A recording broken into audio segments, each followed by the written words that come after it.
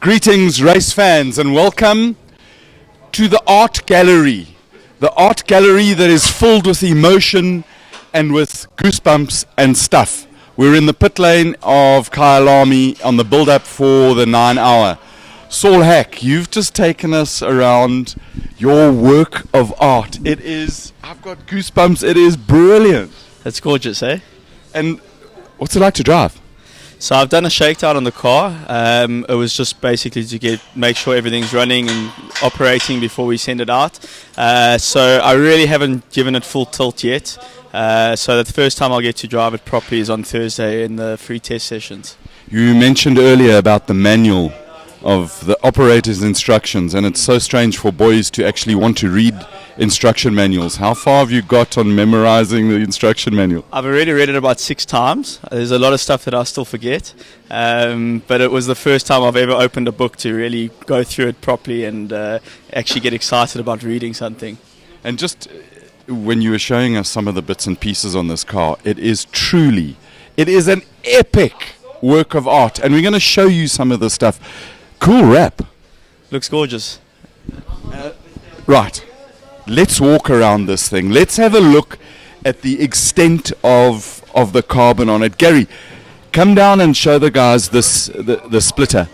This thing is proper thick carbon fiber, beautiful attachments, everything. And I just got to say, the level of engineering on this car, explain to us, it's a 2018... No, it's a 2019 991 GT3R.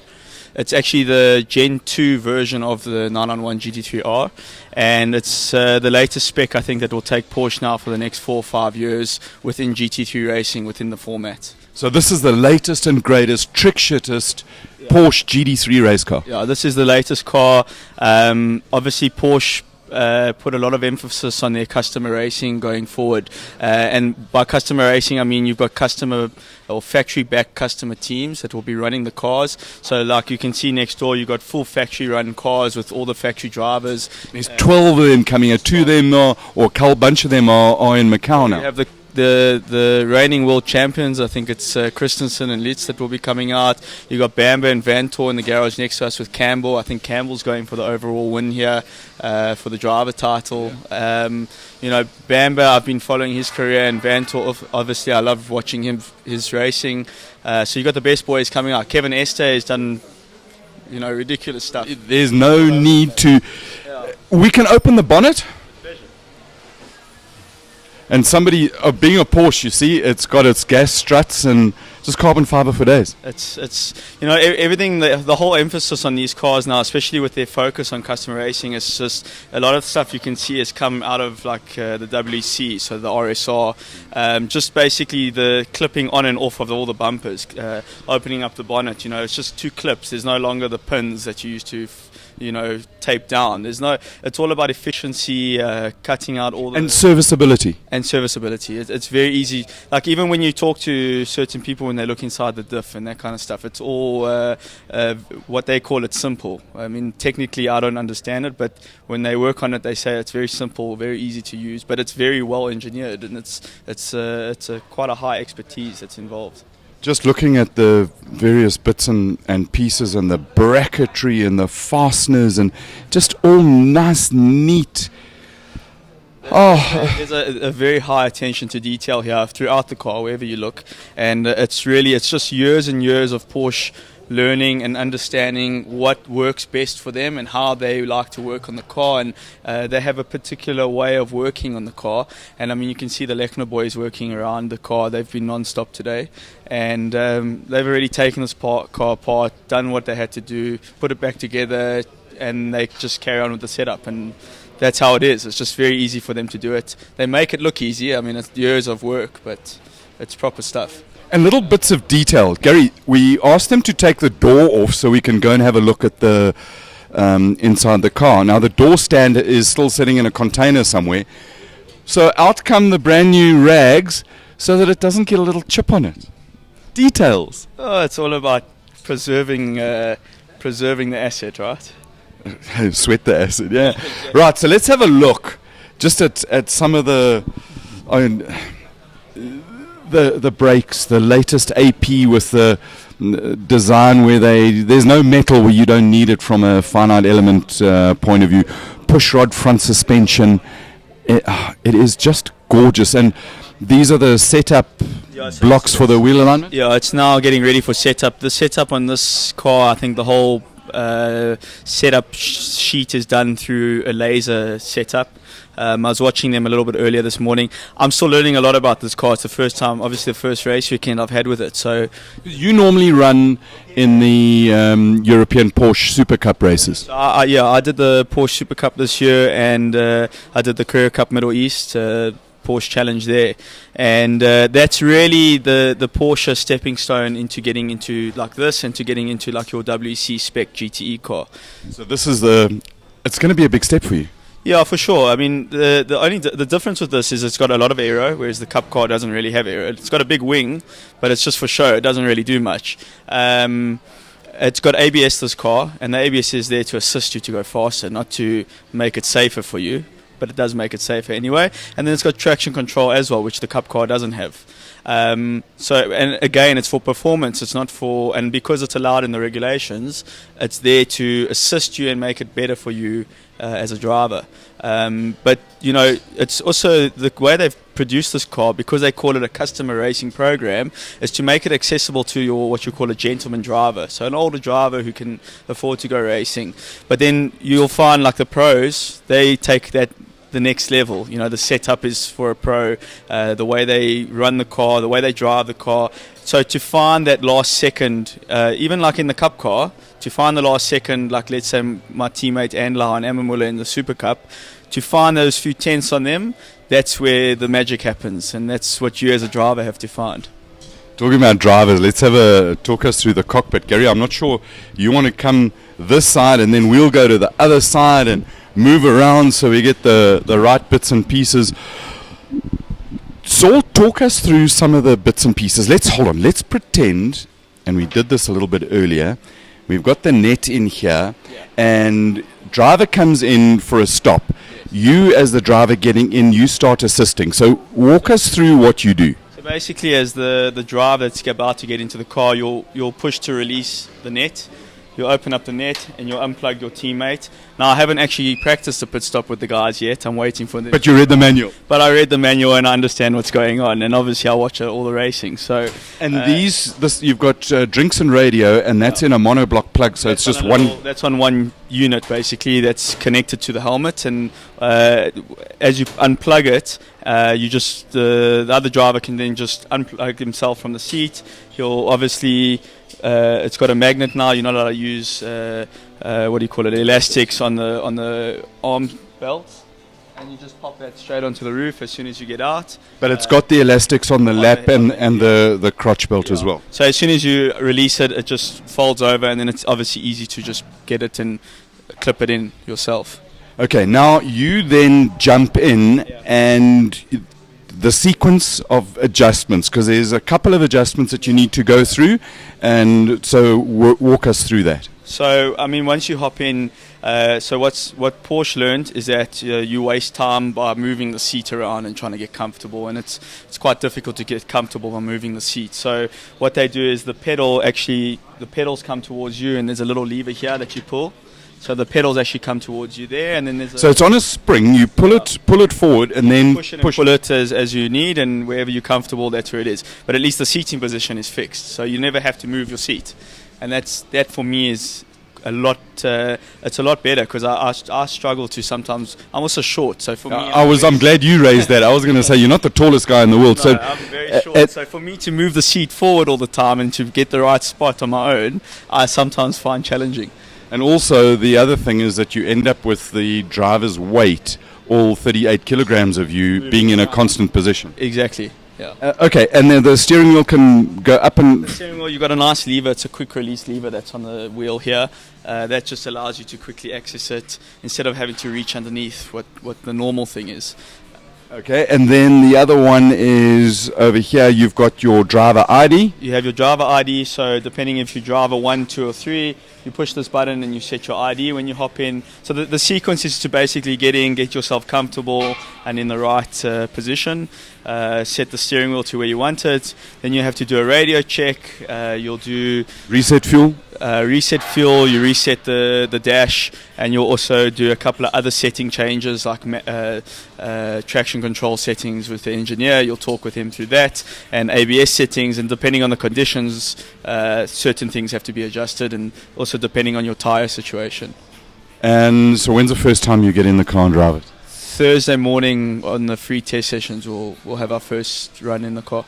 Looking forward to it. I can't wait.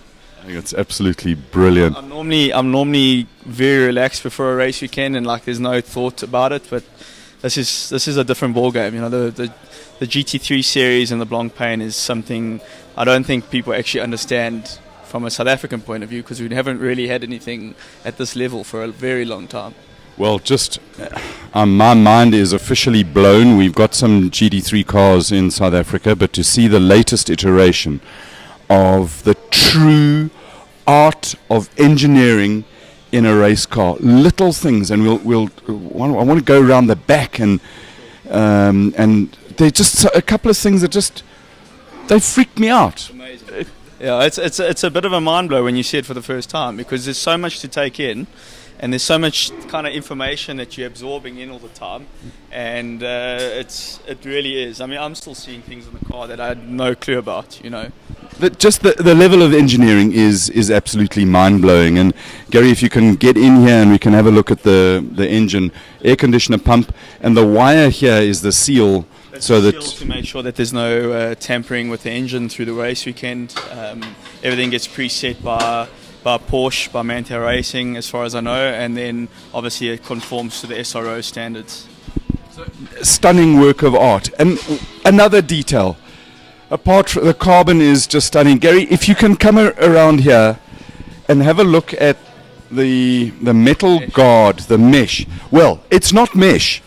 In the old cars, type of, it looks to me like stainless steel, but it's laser etched, it's thin, it's strong, beautiful. I think it's actually titanium, but I need to confirm that.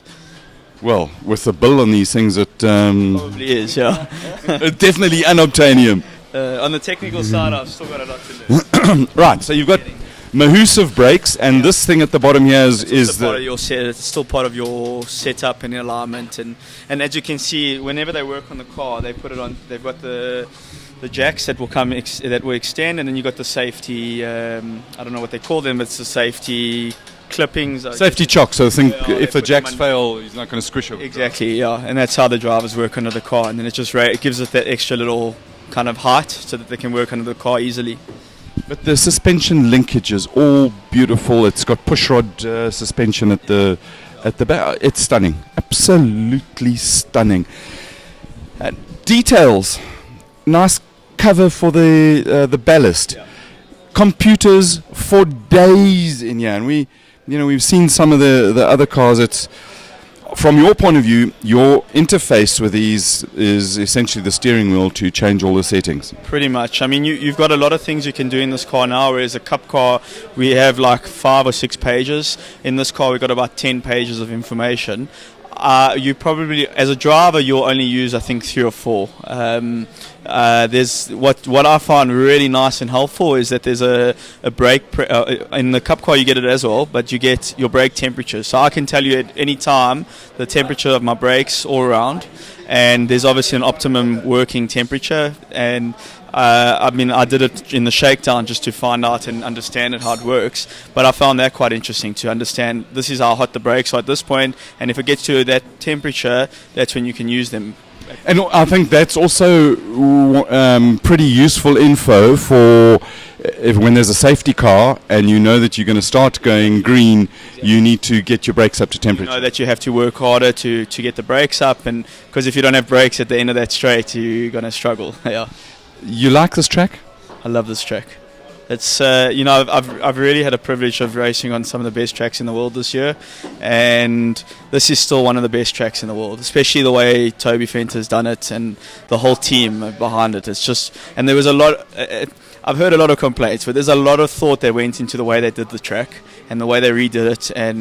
And listen, there's certain things that they're going to have to add and to make it more international motorsport acquainted. But the track itself is unbelievable.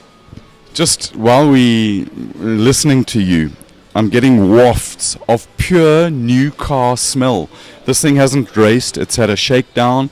It's come here. 200 Ks, I think, something like that. It's beautiful. And what are your expectations for the race? First of all, hold on, before we go there, the team you're driving with. Yes. Okay, so first team member is Lars Kern. Lars Kern is a Porsche factory engineer, and he also... Turn around, show the people the front part of you. Lars is a Porsche factory engineer. He obviously has involvement in developing all the Porsche GT3 cars, Cup cars, all the different road cars. So I think he's most well known for his GT2 RS Manti racing lap around the Nürburgring Nordschleife, where he did a 6-minute 40-second something lap time, which is quite incredible. Quick. So the boy can pedal. And he knows the track. He's done some testing and driving here. They did an exercise where they set the fastest production car time in a four-door sedan with a Panamera turbo. And I think he went here, Bahrain, and a couple of other Middle East tracks. So he knows the track and he knows what he's doing. And then my third teammate is Dylan Pereira, who is my teammate in the Porsche Super Cup. And he won 2 races this year in the Porsche Super Cup, one in Spa, and was also Spa was a pole position. And pole position to race win, which is quite... So you can pedal as well? He's good. He's really quick. Right, so now we got your team. What are you expecting? So we are a silver entry. It's really just to have a clean race, make sure we make as little mistakes or if no mistakes as possible. And from there, then we take it from there. There really aren't any expectations. It's really to do what we know how to do. As drivers, we know what we have to do. We know how to drive. We know how to race. You know, that's what we're here for. At the end of the day, everyone has certain expectations, but to be as clean as possible and make as little mistakes as possible. That's the goal. You got a message for people who are in two minds whether they should come out and watch the 9-hour? Yeah, I think if you don't come, you're being silly. If you enjoy motorsport and you're having your doubts about it, I think it's just come and give it a chance. It's a South African organisation. You have a number of South African drivers involved. You've got the Van der Lindes and Pepper who's coming with their factory teams, which when I watched Jordan do some testing, it was unbelievable just to see how they operate. I mean, I have a better understanding because I've been involved with Lechner, but the GT3 series is something quite special. And I think we've never seen anything like this in South Africa, at least since I've been born.